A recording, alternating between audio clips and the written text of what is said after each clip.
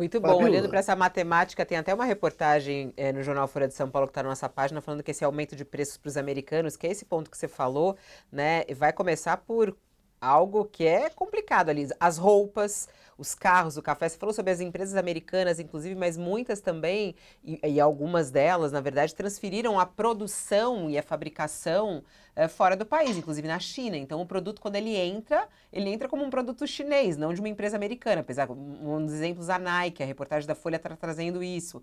Tem várias empresas nesse sentido e que podem afetar os produtos que são americanos, né, Omada? É isso que é muito maluco, porque quando a gente está falando de uma globalização e esses pedaços de peças que são distribuídos no mundo, comprados, é complicado quando você fala um produto americano, made in China, né? Você compra lá numa loja americana, made in China. Então, assim, é uma bagunça e por isso essa conta, como você disse, não foi feita. Não tem isso no papel. O Sakamoto, que fez uma entrevista interessante essa semana e o economista que ele entrevistou falou assim que foi naquele papel da padaria, como é que chama? Que foi na padaria, conta de padaria que foi O feita papel saco de pão que ele fez.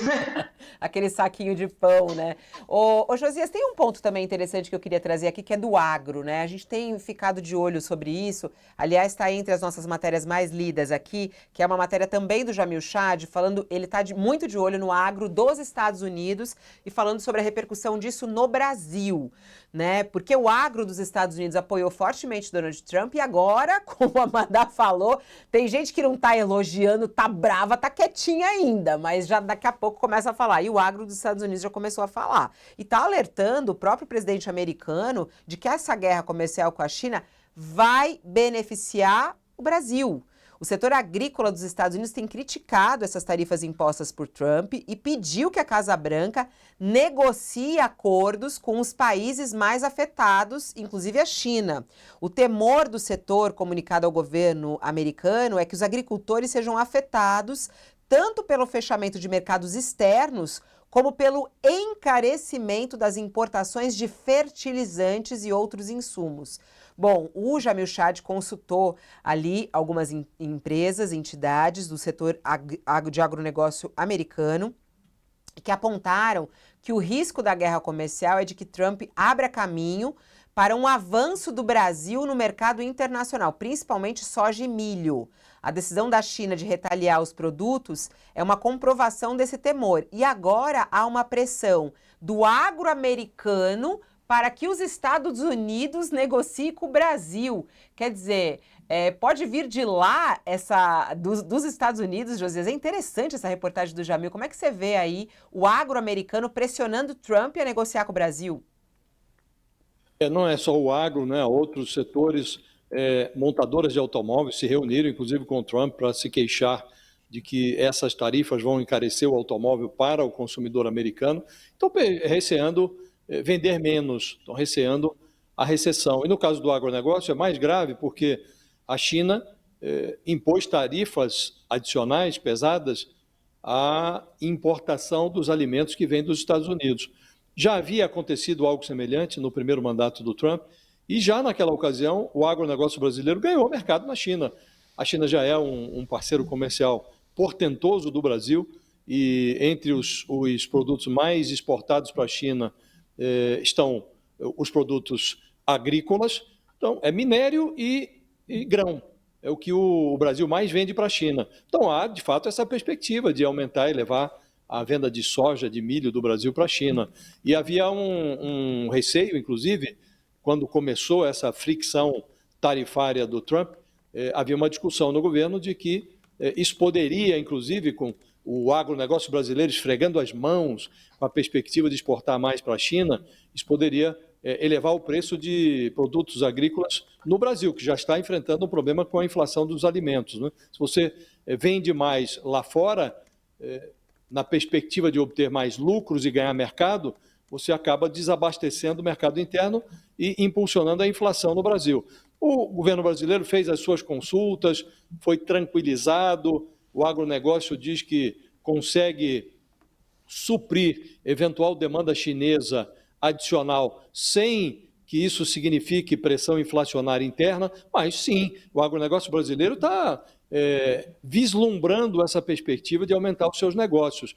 Assim como a indústria brasileira também vislumbra, porque foi a taxa imposta ao Brasil pelo Trump é a taxa mínima de 10%, e como outros países tiveram uma taxação muito maior, a indústria brasileira enxerga, a Embraer está lá, também esfregando as mãos, achando que vai exportar mais aviões para o mercado americano, tem uma concorrência ali com a Bombardier canadense, o Canadá está lá numa situação mais precária do que o Brasil, então a Embraer está com a perspectiva de intensificar os seus negócios nos Estados Unidos, assim como outras indústrias do Brasil. O Brasil tinha perdido o mercado, por exemplo, para a indústria de calçados do Vietnã. Agora, os fabricantes de calçados dos Estados Unidos, diante de uma tarifa muito maior para o Vietnã do que a que foi imposta ao Brasil, vislumbra também a perspectiva de retomar negócios, retomar nichos do mercado americano. Então, há um vai e vem de oportunidades, Fabiola, prejuízos e ganhos, que numa conta na linha do custo-benefício, alguns setores no Brasil estão vislumbrando essa perspectiva de faturar com essa crise. Agora, é preciso enxergar também que os negócios com a China não têm mão única. Os chineses também terão maiores dificuldades para vender para os Estados Unidos. E vão chover produtos chineses no Brasil. Então, indústrias brasileiras estão receando essa concorrência.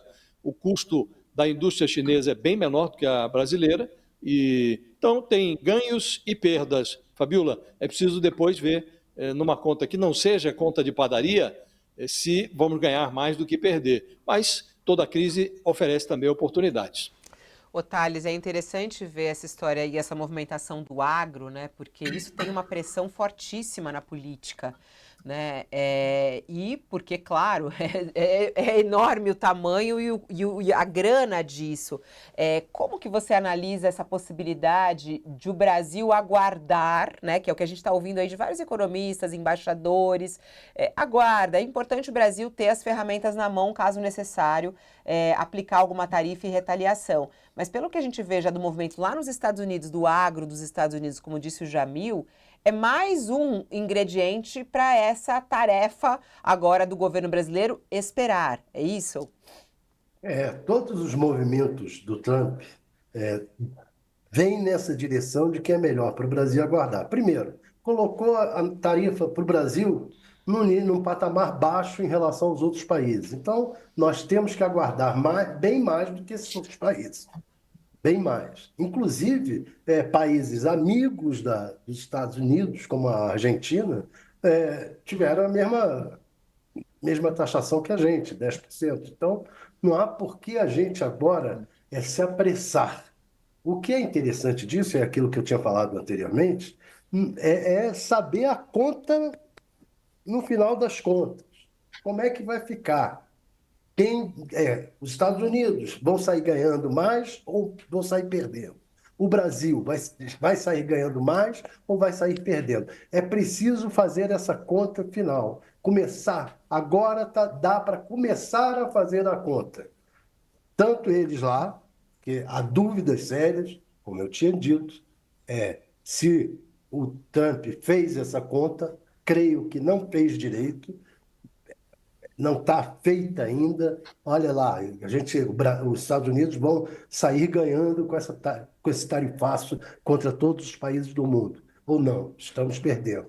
Essa conta tem que ser fechada e nós também fecharmos a nossa conta. Vem cá, com esse tarifaço dos Estados Unidos, quanto a gente vai ganhar de mercado de outras situações e quanto a gente vai perder por ter que comprar excedentes de outros países, como a China, etc., que vão querer jogar aqui seus produtos. Então tem que fazer essa conta. Agora é hora de sentar com calma, fazer a conta na ponta do lápis e, a partir disso, estabelecer estratégias. Creio eu que a melhor estratégia vai acabar sendo, ao invés do enfrentamento de tarifas, de ficar nessa guerra, deixar o Trump aumentar a tarifa quanto ele quiser, e nós, por outro lado, os países entre si, o Mercosul, União Europeia, BRICS, etc., nós, por outro lado, irmos ao contrário, abolindo as tarifas nas nossas negociações com os países que não entrarem, que não estabelecerem tarifaços contra o resto do mundo, como o Trump está fazendo.